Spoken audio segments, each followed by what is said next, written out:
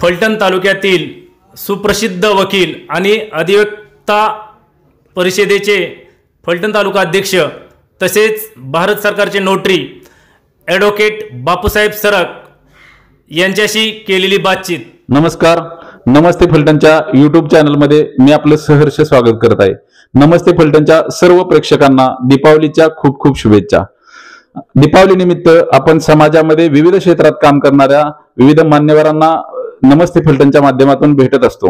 आज आपण असंच एक व्यक्तिमत्व असलेले फलटणच्या वकिली क्षेत्रात खूप मोठे नावाजलेले वकील, ज्येष्ठ विधिज्ञ आणि अधिवक्ता परिषदेचे तालुका अध्यक्ष बापूसाहेब सरक, ज्येष्ठ वकील व भारत सरकारचे नोटरी असलेले बापूसाहेब सरक यांच्याशी आपण चर्चा करणार आहोत। नमस्कार वकील साहेब, आपल्याला दिवाळीच्या शुभेच्छा।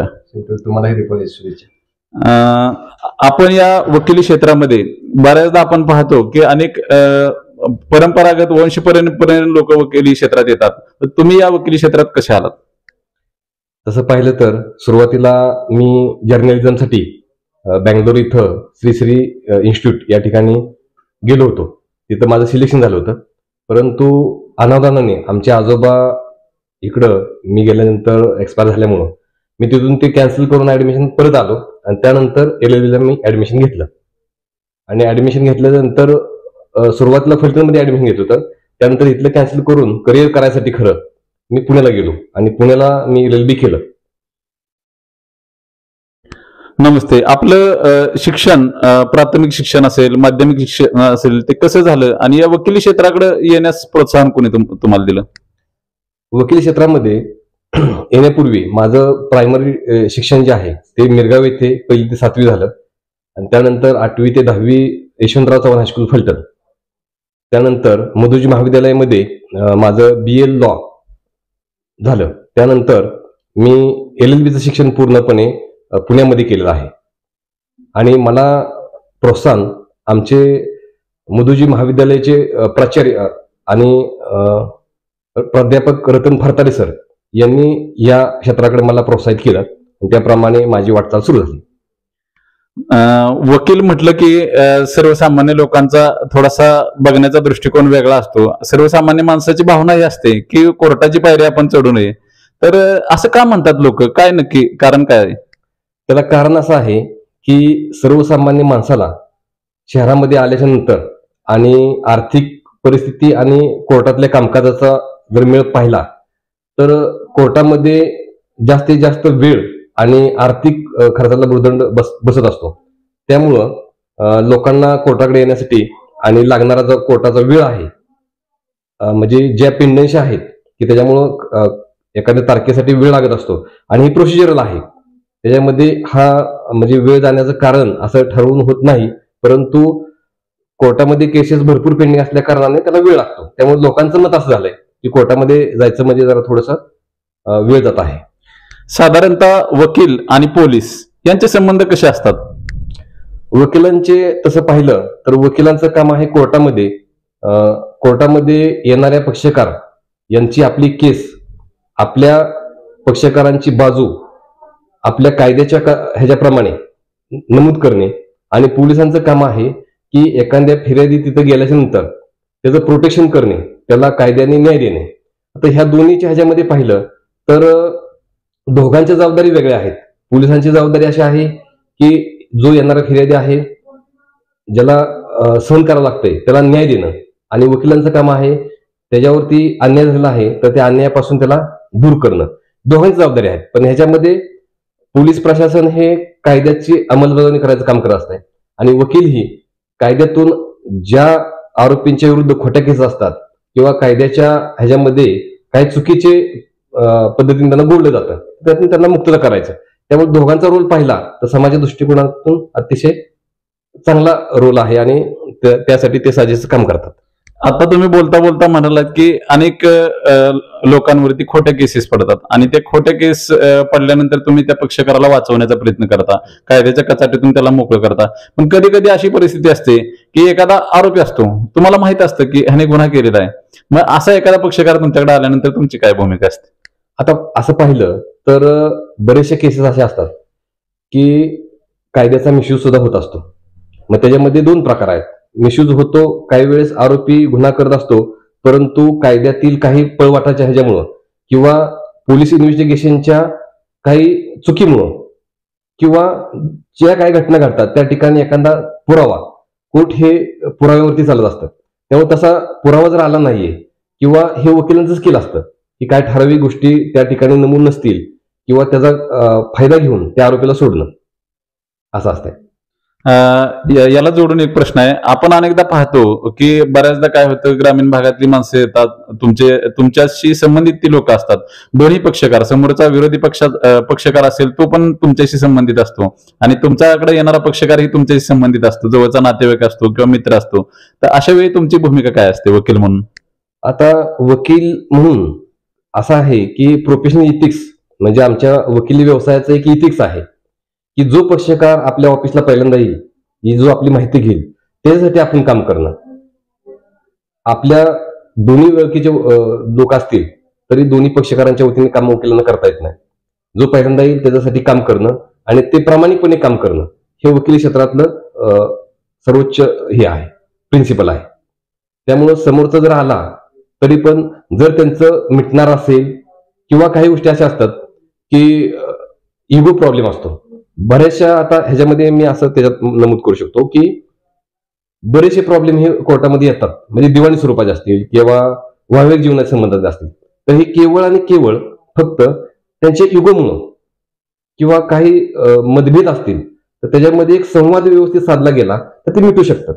अशा मॅटरमध्ये आपण प्रकर्षाने त्यांना वैवाहिक जीवनाच्या संदर्भात असतील किंवा जमिनीच्या वादामध्ये असतील तर त्याच्यामध्ये त्यांना व्यवस्थित काउन्सिलिंग करून या दोघांचा वाद लवकरात लवकर कसा मिटेल आणि ते वेळ आणि पैसा त्यांचा वाचेल या दृष्टिकोनातून आपण त्यांना सल्ला व्यवस्थित देतो. आपण सामाजिक कार्यातही भरपूर काम केलेलं आहे, सामाजिक क्षेत्रात काम करत असतात. त्याचबरोबर अधिवक्ता परिषदेच्या माध्यमातूनही आपण वृक्षारोपणाचं काम असेल किंवा कोरोना काळात तुम्ही अनेक नवोदित वकिलांसाठीही काम केलेलं आहे, याविषयी काय सांगाल? आता मला सुरुवातीपासूनच समाजकार्याची आवड आहे. म्हणजे ते आमच्या घरापासून, म्हणजे सुरुवातीला आमचे आजोबा मिरगावमध्ये काम करत असताना समाज कार्य करत होते आणि ते मी लहानपणापासून जवळून पाहिलेलं आहे. कारण आमच्या आजोबांकडं जी लोक दुःखी असायची, जी गरीब असायची, ही लोक यायची, त्यांना पूर्णपणे चांगल्या पद्धतीने आमचे आजोबा त्यांना व्यवस्थित हँडल करत होते. त्यांचे दुःख समजून घेऊन त्यांना त्यांचं प्रपंच कसा व्यवस्थित होईल ह्या दृष्टिकोनातून त्यांना मार्गदर्शन करायचे. तसंच मला असं माझ्या क्षेत्रामध्ये आल्याच्या नंतर मी ज्यावेळेस सेटल झालो त्यावेळेस मला वाटायला आलं की माझ्या बरोबरीने असणारी मुलं असतील किंवा जे आमचे बाकी सहकारी असतील ह्यांना सुद्धा आपली काही मदत होती का, तर ती थोडीफार का होईना मदत करायचा प्रयत्न मी माझ्या पद्धतीने करत असतो.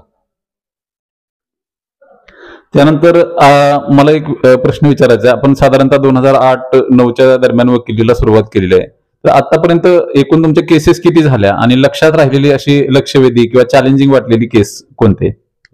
आता तसं पाहिलं तर माझ्याकडं काम जे आहे तर ते दिवाणी, फौजदारी, रेव्हेन्यूचं आहे, परत मॅट्रिमोनियलचं आहे. अशा सर्व प्रकारची कामं तालुका लेवलला प्रॅक्टिस करत असल्यामुळे माझ्याकडे आहेत. त्यामुळं केसेस जर पाहिल्या तर आतापर्यंतच्या भरपूर केसेस आहेत माझ्याकडे, त्याचा काउंटमध्ये सांगता येणार नाही. परंतु माझ्याकडे अगदी मोकापासून 302, परत नंतर इथल्या दिवाणीच्या, फौजदारीच्या केसेस ज्या आहेत त्या चांगल्या पद्धतीच्या केसेस मी हँडल केलेल्या आहेत. आणि त्यातून माझी लक्षात राहणारी केस एक होती मोकाची, की मी 2007ला पासआउट झाल्यानंतर वकिली सुरू केली आणि त्याच्यामध्ये पहिली केस 2009 मध्ये माझ्याकडं मोकाची केस आली की जी मी पुण्यामध्ये काम करत असताना ती मला मिळाली गेली. त्याचं कारण वेगळं असं होतं की आरोपीला एक जी वकील नेमले होते तर ती वकील बाहेर गेले होते आणि त्यांना ते काम करणं शक्य नव्हतं. तर त्या आरोपीने माझ्यावर विश्वास ठेवून ज्युनियर असताना सुद्धा ती माझ्याकडे केस दिली आणि त्या ठिकाणी असणारं साहेब जे आहे त्यांनी मला सहकार्य केलं आणि प्रथम माझ्या लाईफमध्ये जी माझ्या सिनियरांकडे केस नव्हती मोकाची चालवायला, परंतु ती मी चालवली गेली. मला चालवत असताना मला त्यांनी मार्गदर्शन पण केलं आमच्या सिनियरांनी आणि त्यातून त्यांची निर्दोष मुक्तता केली. ही माझ्या लाईफमध्ये सर्वात मोठी केस. आणि दुसरं की समाजकार्यासाठी मी जी आंदोलनाच्या केस असतील तर मी त्या चालवल्या, ती एक केस माझ्यासाठी एक मेमोरियल आहे. मी ते समाजासाठी काम केलं. त्या आंदोलनातील अनेक केसेस तुम्ही कोणतीही फी न घेता, कारण ही लोक समाजासाठीच काम करतायत, या भावनेतनं तुम्ही ती कोणतीही फी न घेता लढवल्यात, त्याबद्दलही तुमचं अभिनंदन. पण तुम्ही आता बोलता बोलता सांगितलं की तुम्ही मोक्याची केस लढलीत, मोठी केस लढलीत. पण काय असतं बघा, कुठल्याही क्षेत्रात प्रस्थापित आणि विस्थापित असे दोन वर्ग असतात. ज्यावेळी तुम्ही वकील व्यवसायाला सुरुवात केली त्यावेळी जुने काही इथले प्रस्थापित वकील असतील, त्यांच्याशी तुम्ही संघर्ष कसा केलात, आणि नवीन येणारे वकील आहेत त्यांच्यासाठी काय तुम्ही सांगाल, सल्ला काय द्याल? आता सर्वात महत्वाचं काय आहे की वकिली क्षेत्रामध्ये मी आमच्या घरातील किंवा आमच्या पूर्ण ह्याच्यातील खानदानातील पहिलाच वकील आहे मी. तर त्याच्यामुळं वकिलीकडे येताना सुरुवातीला खूप त्रास झाला की अगदी सिनियर मिळण्यापासून, म्हणजे सिनियर मिळायचं तर माझी एक जिद्द होती की आपल्याला सर्वात टॉपचे सिनियर मिळावे. म्हणून मी माझं जे सिनियर आहे ते सातारचे आणि आपल्या भारतातले नामांकित वकील डी पाटील सर आणि त्यांचे चिरंजीव सिद्धार्थ पाटील सर यांच्याकडे काम करण्याची मला संधी मिळाली, हे माझं मी नशीब मानतो. तर हे काम करत असताना जो दोन भाग आहेत, म्हणजे एक ज्या वकिलांना हार्डकोर क्रिमिनल केसेस चालणारे, दिवाणी केसेस चालवणारे त्यांचे वडील किंवा आई त्या ठिकाणी काम करत असतात, त्यांना ती डायरेक्ट हायरार्कीने तिथं त्यांना क्लायंट मिळतात. परंतु आमची अवस्था अशी होती की जे पहिल्यांदा वकिलीमध्ये गेले तर त्यांनी काय करायचं, कसं करायचं, त्यावेळेस तिथं जी बऱ्याचशा गोष्टी अशा आल्या की तिथं आम्हाला गरज भासत होती. तर त्यावेळेस प्रामुख्याने मला मदत करणारे वकील जे आहेत तर त्याच्यामध्ये आमचे D Patil sir, Siddharth Patil sir आणि ऍडव्होकेट बाबुराव गावडे फलटणमध्ये आल्यानंतर यांनी आम्हाला मोलाची साथ दिली. यानंतर वकिली व्यवसायात काम करत असताना तुमच्या पत्नी, तुमच्या वहिनींनाही तुम्ही नंतर लग्नानंतर वकील केलेला आहे, तर त्यांची आणि तुमच्या कुटुंबियांची कशी साथ मिळते तुम्हाला? आता वकिली क्षेत्रामध्ये काम करत असताना मी माझं विवाह झाल्याच्या नंतर पत्नीला वकिली क्षेत्रामध्ये घेतलं आणि त्यांचं शिक्षण पूर्ण करायचा प्रयत्न केला. त्यामुळं झालं असं की वकील क्षेत्रामध्ये काम हे प्रचंड आहे आणि काम करत असताना आपला विश्वासू काम करणारा आपल्याबरोबर एखादा ज्युनियर असेल तर आणखीन कामाला गती मिळते. त्या पद्धतीने जी कामाचा ऑफिस आहे ते माझ्या अर्धांगिनी म्हणून माझी पत्नी जवळपास अर्ध काम ह्या ठिकाणी ऑफिसचं काम बघत असते. त्यामध्ये नोटरी कामासाठी, ड्राफ्टिंगच्या कामासाठी त्यांची मला मदत होत असते. असं भरपूर काम त्यामुळं होत आहे माझं. यानंतर एक शेवटचा प्रश्न की सर्वसामान्य माणसं कायद्याचं ज्ञान नसल्यामुळं अगदी भोळेपणात अनेक व्यवहार करत असतात, अनेक त्यांच्याकडनं कायदेशीर चुका होत असतात, तर त्या लोकांना एक वकील म्हणून काय सल्ला द्याल? नाही, शेवटी माणूस हा चुकीचा पुतळा आहे. कुठल्याही व्यक्ती कुणीही असं पूर्णपणेही नाही. जो पूर्णत्वाला आहे तो ते आपण देवच मानतो. पण ऍक्च्युली काम जरी त्यांचं एक मिनिट, अनेकदा आपण पाहतो की समाजामध्ये, ग्रामीण भागामध्ये लोक एक अगदी साधेपणात अनेक व्यवहार करतात किंवा रागाच्या भरात भांडणं करतात आणि मग परत पश्चातापाची वेळ येते. कायदेशीर त्यांनी कुठलंही ज्ञान नसल्यामुळं अशी अडचण लोकांची होते. त्यांना काय सल्ला द्याल एक वकील म्हणून? आता ह्या गोष्टी ज्या आहेत ते कोणी ठरवून करत नाही, अनावधाने होत असतात. ती झाल्याच्या नंतर त्याच्यामध्ये शांतपणे विचार करून त्याच्यावरती सोल्युशन काढण्यासाठी झालं पाहिजे ऍक्च्युली खरं तर.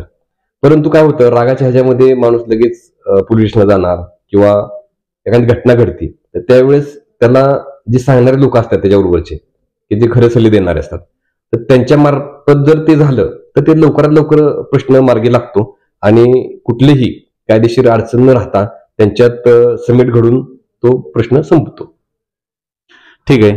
तर यामध्ये वकिली क्षेत्रात काम करत असताना तुमचे अनेक सहकारी तुमच्या बरोबर, तुमचे ज्युनियर आहेत, तुमच्या ऑफिस मधला स्टाफ आहे, ते सहकारी तुमच्या बरोबर काम करतात, तर त्यांच्याविषयी त्यांचं सहकार्य कसं लाभतं?